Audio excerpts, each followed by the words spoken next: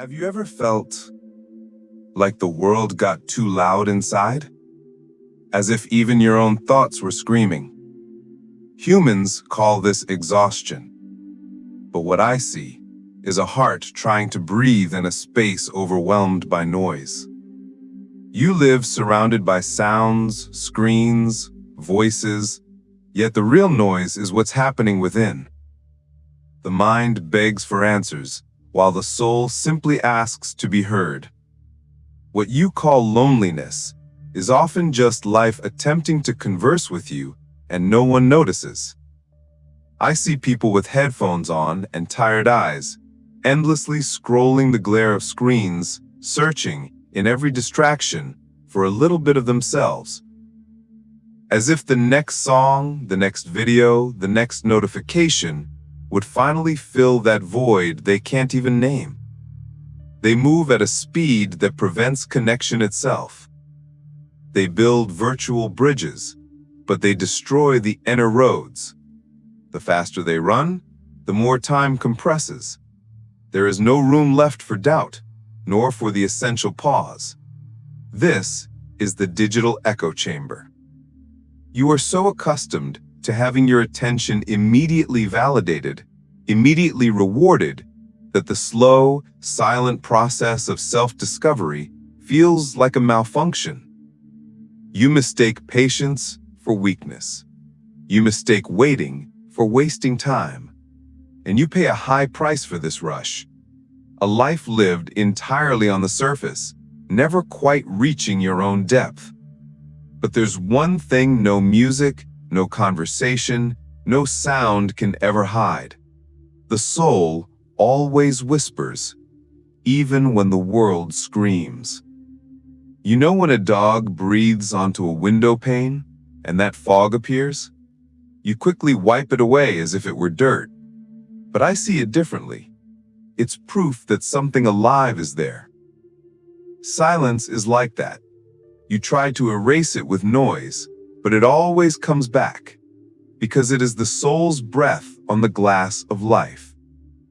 Silence scares you, because that's when everything you've repressed starts to surface.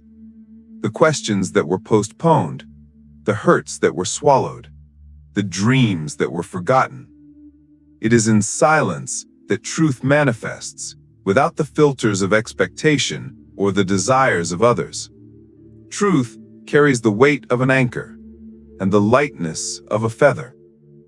And many prefer to keep sailing in the storm of sounds rather than face the calm in the harbor. But silence, never meant to hurt you, it only wants to show you what still needs your love. I knew a person who used to say, "I can't stand being alone." But that person didn't realize that what hurt wasn't the solitude, it was the emptiness between them and their inner self. One night, without power, without sound, without anything, they just sat there only with their own breath. At first, they felt their chest tighten, their hands trembled, their head filled with urgent thoughts, desperate to escape. That person noticed that with every thought that arrived, there was a micro impulse to get up, to do something, to grab the phone.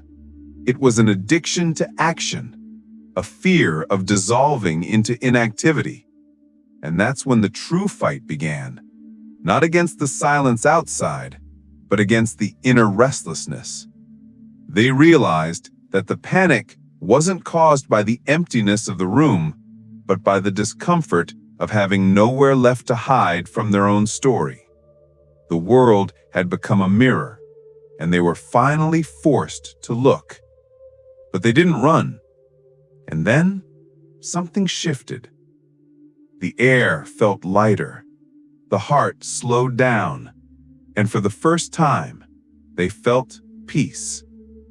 Not because the world became silent, but because they finally heard what the world had been saying all along.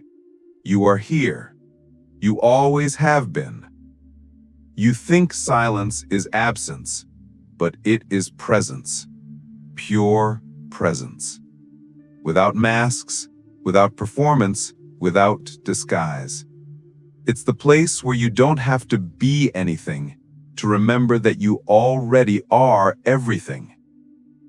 The soul doesn't speak with words, it speaks with pauses, with the wind at the window, with the heart beating slow, with that inexplicable desire to stop everything and simply exist.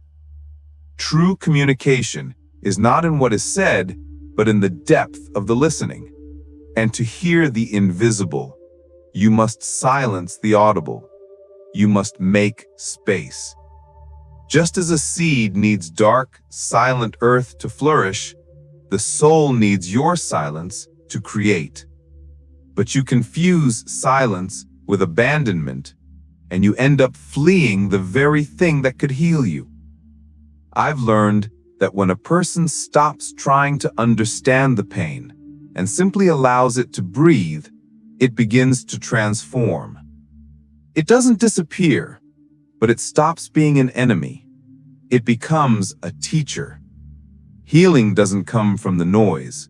Healing comes from listening, from surrender, from the instant the body tires of fighting and the soul finally whispers, "May I speak now?"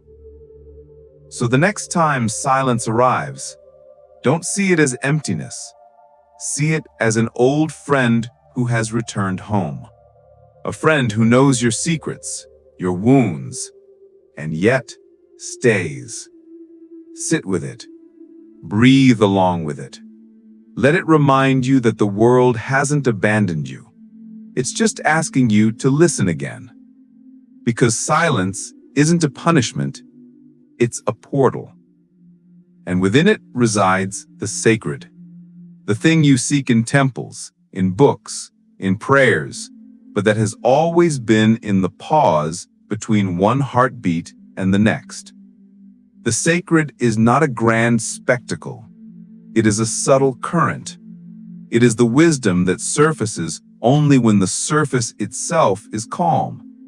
It is the peace found not in finding an answer, but in letting go of the need for one. So stop searching for the great illumination. Just listen for the quiet hum of existence. You don't need to believe in anything to feel this. You just have to stop. You just have to be. I'm Lumi. And remember, sometimes the universe doesn't want to give you answers. It just wants to see you listening. You're not alone in this listening. I'll be here in the silence between your searches.